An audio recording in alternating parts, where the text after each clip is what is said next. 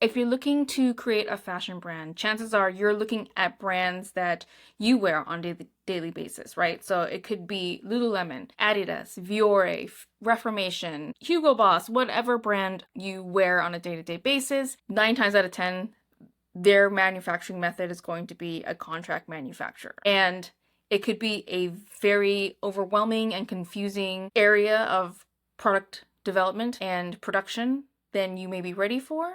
So I'm here to help.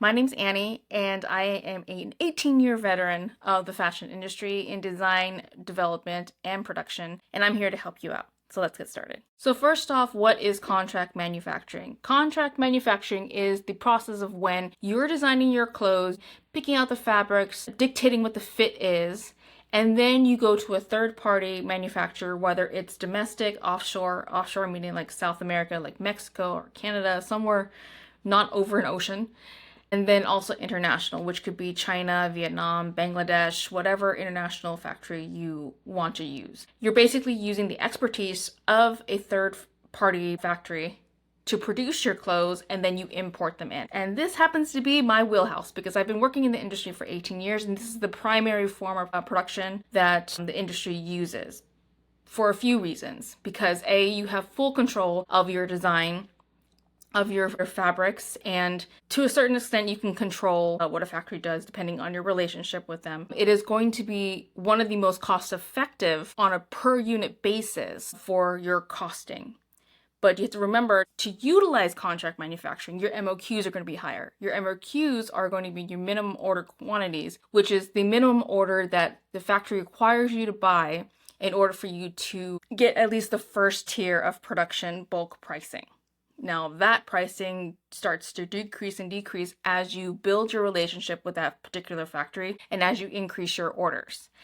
And then you're able to have a lot more access to other capabilities that you may not have if you're trying to do in-house manufacturing or if you are using OEM or anything like that. You're not pigeonholed to your country in terms of technology for apparel manufacturing, because apparel manufacturing is constantly evolving in terms of technology and what we can do. So being able to have access to that with other countries, that's a great thing to have, depending on your industry. If you have a heritage brand, something that's more custom and something that's more geared towards handmade goods, then contract manufacturing may not be the right place for you because you want to really have that handmade feel. But if you're going for high quantity, still great quality, going to contract manufacturing does not mean that you are settling on quality, because it just depends on what factory you use. So that's the general gist.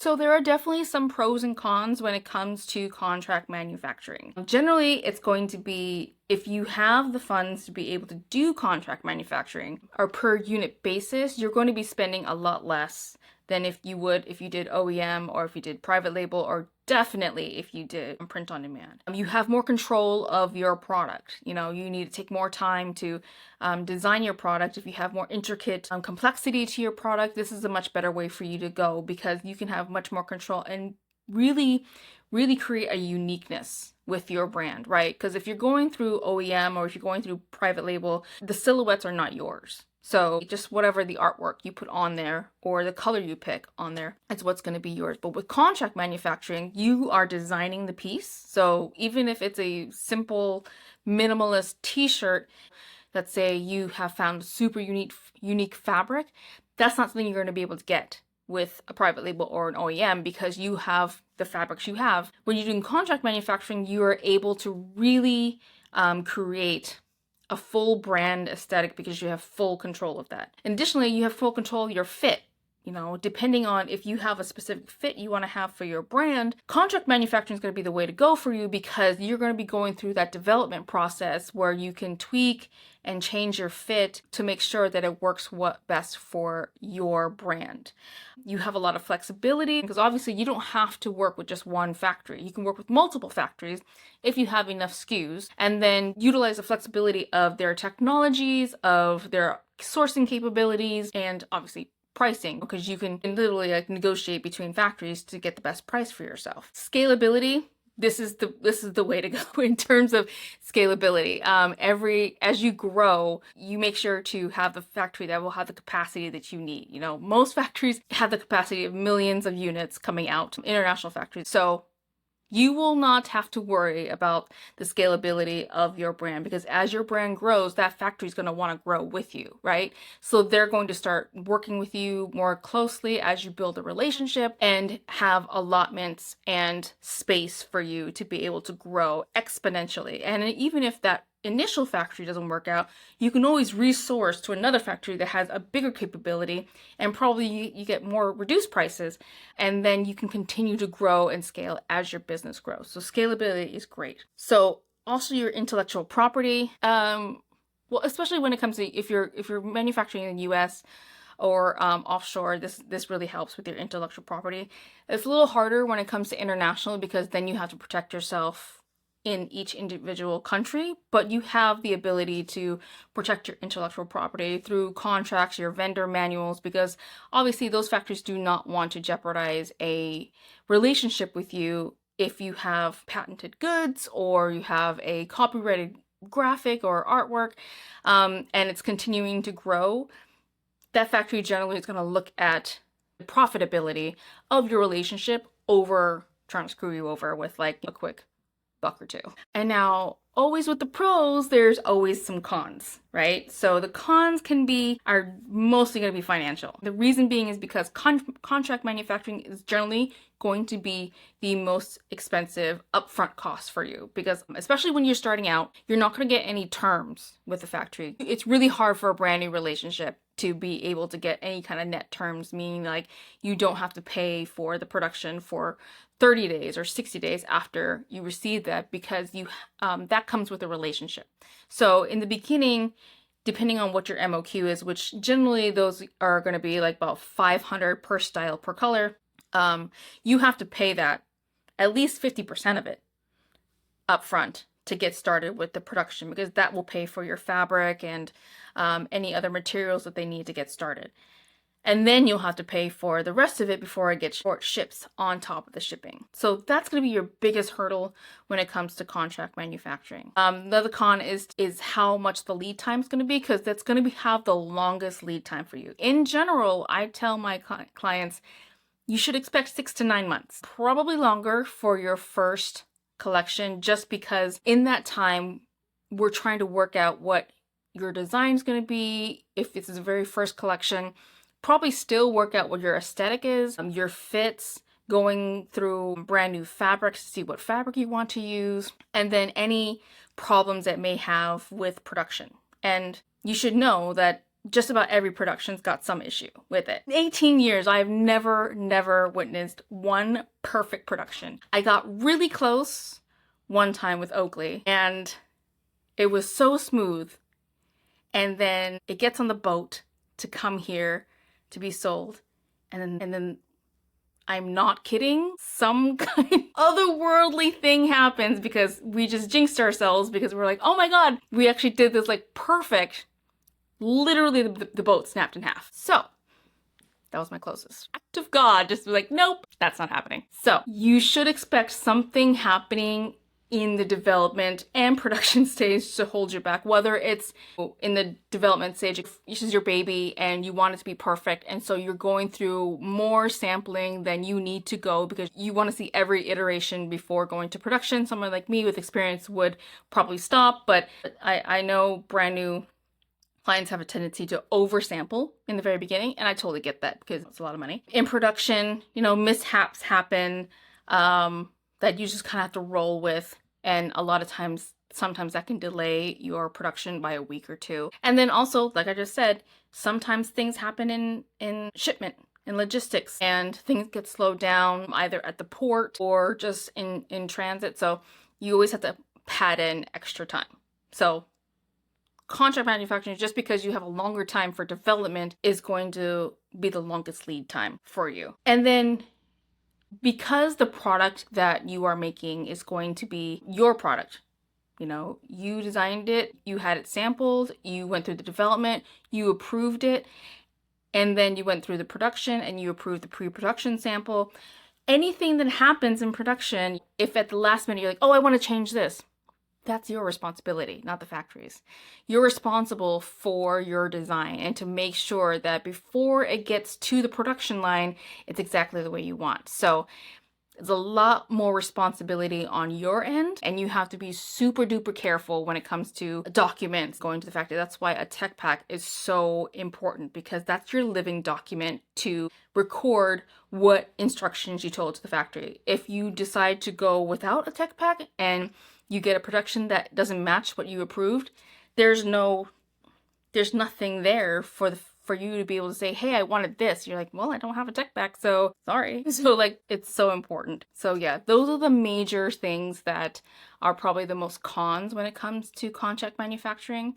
But a lot of times when you find that right factory that wants to work with you, that you have a relationship with, a lot of those things can be really watered down as you continue your relationship with them. So what is the whole process of contract manufacturing? It's a long one. So sit down with a pen and paper. We're going to go through it. So obviously in the very beginning, like I've always said, when you're starting your design, you need to have the design concept for your brand, go all through that and get to your design aesthetics for your collection. You need to know what SKUs you want to have. SKUs meaning the actual styles. I want 2 tops, 2 bottoms, 2 dresses, footwear, however many you want, and decide if you're going to be designing it or if you're going to have a designer do it, because you need to have all that information. It's ideal anyway to have all that information up front so that when you hand it to a designer or someone like me, I have all the information I need to be able to go and design the product.